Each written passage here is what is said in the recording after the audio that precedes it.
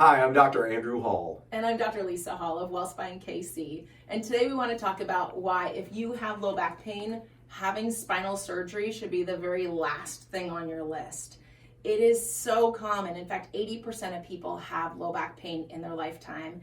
And in a recent research study, they found that 30% of people had experienced low back pain just within the prior 3 months. It's a huge issue, and it's affecting almost every single one of us.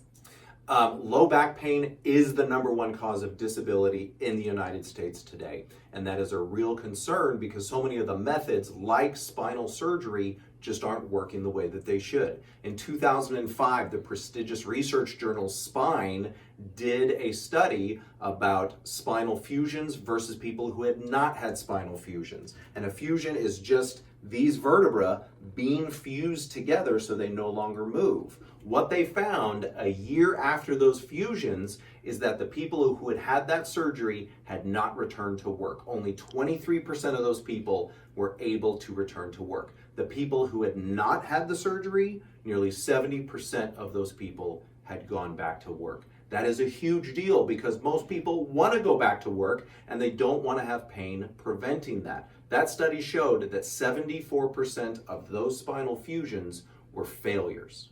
That's insanity. So our best recommendation is if you have low back pain, walk into a chiropractor's office. We will do a thorough evaluation and find out specifically if you have nerve, joint, or muscle damage that needs to be attended to. And with an x-ray and a proper evaluation, we can see exactly what needs care, if it's still correctable, and what we would do about it to stabilize it.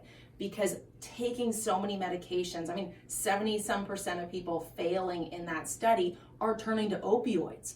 There's a reason we have an opioid crisis. If the #1 cause of disability is low back pain and all these surgeries are failing, there's got to be something else to do long before you consider surgery.